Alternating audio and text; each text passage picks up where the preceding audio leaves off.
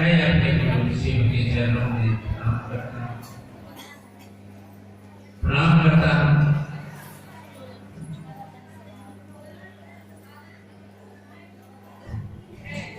अपने साथ भैया नंदी और दीदी जी के चरणों में प्रणाम है मेरा। सभी उपस्थित भाइयों और बहनों के चरणों में मेरे प्रणाम को स्वीकार करने की कृपा है।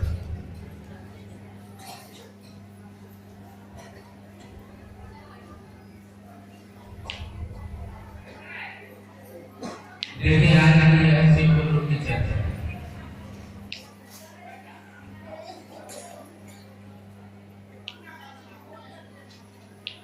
मैं समझता हूँ कि चर्चा एक बहाना है।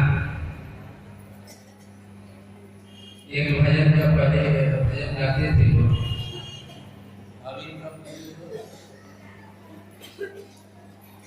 उसका लाइन है, गुरु तुमसे मिलने का शिव चर्चा ही बहाना है।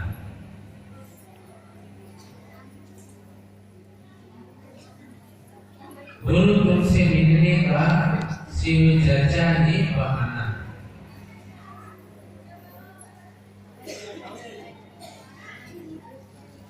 अभी मैंने पहले आप लोगों ने सुना कि गुरु मिले न मिले, पैसा मिले न मिले, दिन भर हम काम करें, ऐसा कौन आदमी इस दुनिया में है जो एक पैसा भी न मिले और इस इच्छा में है कि मैं काम करूं। मैं नहीं समझता कि आज के धरती पर इस सभी से गरीब आदमी कोई ऐसा आदमी होगा जो बिना किसी लाभ का कोई काम करता हो। बताइए आप लोग है ऐसा? जिस भाई ने ऐसा कहा, मेरा सलाम कि आप तो पहले अपने दिमाग को या दिल को ठीक करिए कि हमारे साहब ने कहा क्या है। मैंने कई बार कहा है, सब लोग अपने अपने दिल पे हाथ रखते ईमानदारी से बताइए कि कोई भी आदमी आपसे मिला हो, भाई हो, बहन हो, वो पहला दिन जब आपसे मिला था इस संदेश के साथ कि शिव गुरु है, आप शिव को अपना गुरु बनाइए। इसके बाद ही बहुत सारी बातें हुई होंगी कि शिव गुरु दया करते हैं, उनका शुक्र है, ये दया मानना, दूसरा चर्चा करना, तीसरा उनको प्रणाम करने की कोशिश कर। और साहब कहते हैं कि कर खुद ही को बुलंद इतना कि खुदा खुद पूछे कि बता तेरी दया। शिव आपके हमारे गुरु हो, इसीलिए ये शिव गुरु चर्चा का आयोजन है या महोत्सवों का आयोजन है या संगोष्ठी का आयोजन है या और क्या, या महागुरु महादेव जो दुनिया का गुरु है, विश्व गुरु कहलाता है, जगत गुरु कहलाता है, गुणाधिपति कहलाता है, वैसा गुरु आपका गुरु होने के लिए तैयार है। ऐसा मेरे साथ कहते हैं कि शिव तुम्हारे गुरु हो सकते हैं, शिव को तुम अपना गुरु बनाओ।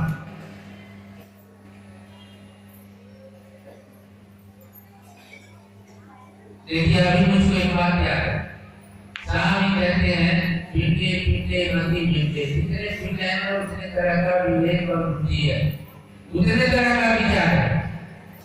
लेकिन मेरा सलाह कि आप दिलो दिमाग में बैठा के रखिए कि एक दिन शिव मेरे गुरु होंगे, ये जीवन चला जाए तो चला जाए, दूसरे जीवन में होंगे, तीसरे जीवन में होंगे, लेकिन वो शिव मेरा गुरु होगा। जैसे दिमाग में बैठ जाए कि शिव मेरे गुरु नहीं हो सकते, तो ये काम करने की जरूरत क्या है?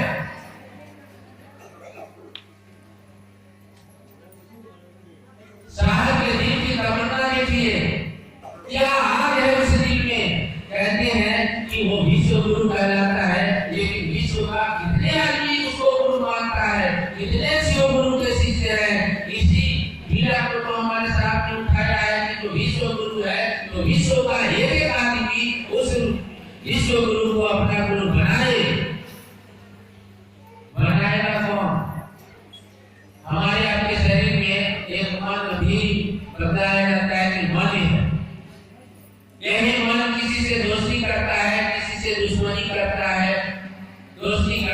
दोस्ती का भाव आता है, दुश्मनी करता है तो दुश्मनी का भाव आता है।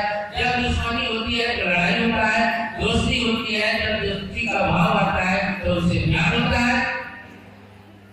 साहब कहते हैं कि जब ये सिद्धांत सही है कि जब किसी को तुम दुश्मन समझते हो तो दुश्मनी का भाव तुम्हारे अंदर आता ही आता है, पैदा होता ही होता है। जब शिव को तुम अपना गुरु समझने लगोगे तब वो शिव के लिए प्यार, उससे दोस्ती का भाव, उससे मित्रता का भाव नहीं बनेगा,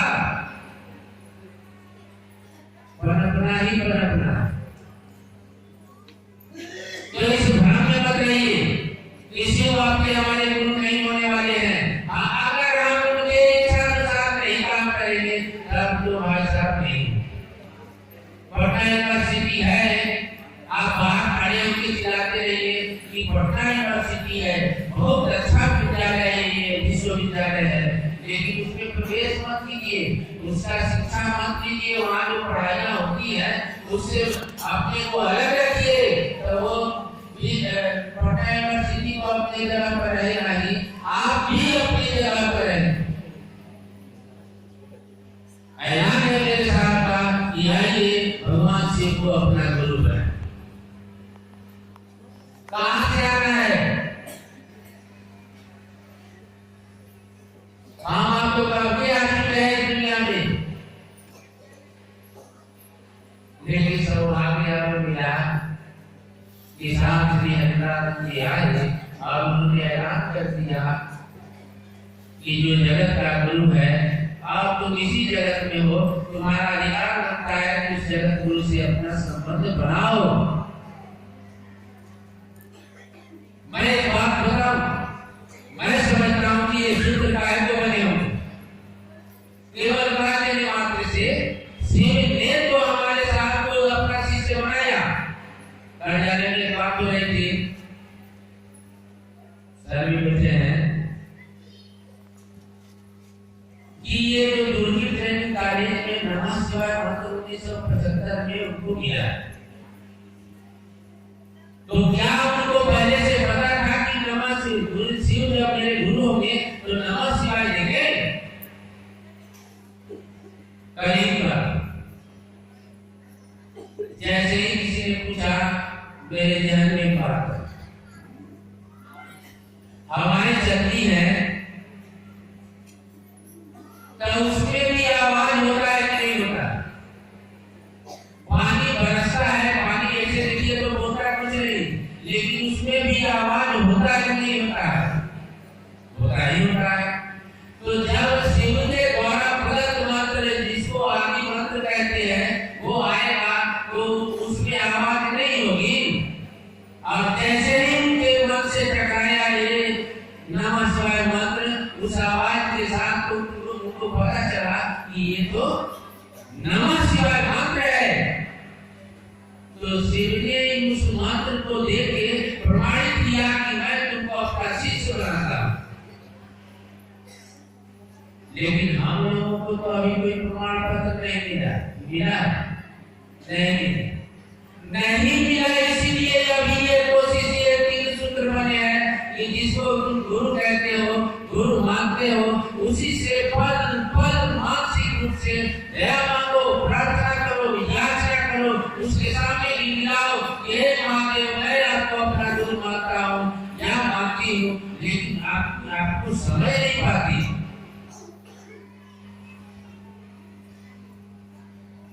साहब कहते थे कि महादेव से जब मुलाकात हुई तो मैंने पूछा था कि आप कहाँ रहते? महादेव ने कहा कि मैं कैलाश में रहता। फिर इन्होंने कहा कि कैलाश है कहाँ? तब महादेव ने कहा कि जहाँ मैं रहता हूँ। तब इनको लगा कि ये घर पर सवाल उलझ जाएंगे, चुप हो।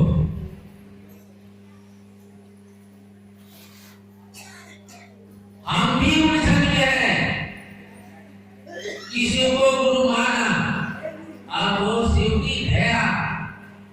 साहब यही कहा ना कि गुरु की दया, शिव गुरु की दया शिव को शिव बनाती है। दिक्कत क्या है कि हम लोगों ने उनके दया को, वस्तुओं को मांगना, अपनी समस्याओं का निदान समझ लिया। लेकिन मेरा मानना है कि विश्व गुरु शिक्षानुभूति का शिव भाव के शिखर की तलहटी में समस्त संप्रदाय तिरोहित हो जाती। इस शब्द से मुझको लगता है कि इतनी ऊंचाई शिव नाम ही इतना ऊंचा है जहाँ कोई एरोप्लेन, कोई आपका मशीन, किसी प्रकार की जो सुविधा आपने बनाई है नहीं जा सकती। तब क्या है? ये भजन का लाइन है, तू नहीं आए कैलाश से चलकर तो तेरा प्यार आया। तारापीठ के मंदिर में साहब जाते हैं, माँ के मंदिर से पहले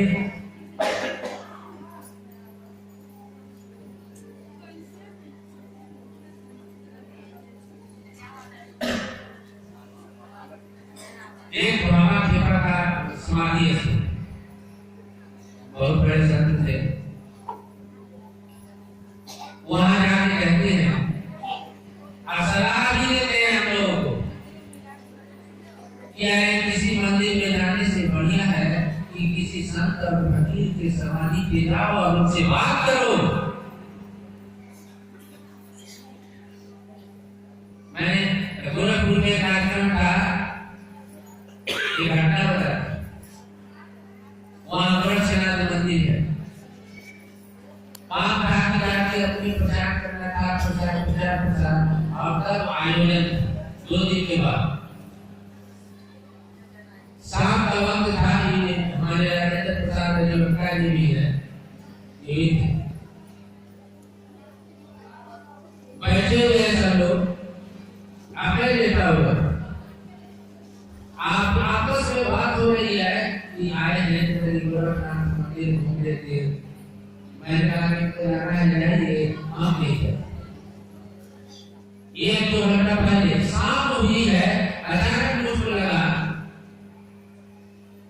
कुछ ऐसी बात है, और मैं उठ के कहा कि जिनको चलना मुझे, और सब लोग गए मंदिर। मैंने ये कहा कि हमारे साथ भैया इंद्रानंद जी कहते हैं कि आप यहाँ हैं। मैंने कहा कि हमारे भैया साहब इंद्रानंद जी कहते हैं कि आप यहाँ हैं। मैं आपको नहीं देख सकता, लेकिन आप मुझको देख सकते हैं, और आप चाहे तो मुझको अपना रूप दिखला सकते हैं। मनी उनका तुरंत एक चित्र उभरा मेरे सामने, लंबे से व्यक्ति का, पूरा बाल सफेद, दाढ़ी लंबी लंबी। मैंने लंबा, आप आज के आदमी से लंबा। मैं मूर्ति की ओर देख रहा हूँ, फिर ऊपर देख रहा हूँ। आप दोनों देखते देखते मेरे मन से एक बात आई कि आप तो ऐसे हैं जो मूर्ति में थी। तुरंत एक आवाज आई कि ये लोगों के द्वारा बनाई गई प्रतिमा है, मैं तो ऐसा ही हूं। और फिर इशारा होता है कि तुम्हारे कुल देवता पीछे में है, जाके मिलो। मैं अपनी पत्नी को कहा कि चलिए पीछे जाते हैं, तो उसकी उन्हीं का समाधि है वहां। तो उस दिन मेरे साथ भी कही गई बात मुझको सत्य साबित हो गई मेरे लिए। वो जो कहते हैं वो गलत हो ही नहीं सकता, अपने लिए कहते हैं कि full to test that by result. आप शिव को अपना गुरु मान के ये सिद्ध करिए खुद के लिए कि शिव मेरे गुरु है। तो मैंने उनके कही गई बात के द्वारा सिद्ध किया उस दिन। दया तो गुरु की ऐसी तो अपने बात पर होता नहीं। तो ये उस दिन उनके द्वारा कही गई बात की मंदिरों से बेहतर है कि तुम समाधि स्थल पर जाओ संत फकीरों के और उनसे बात करो।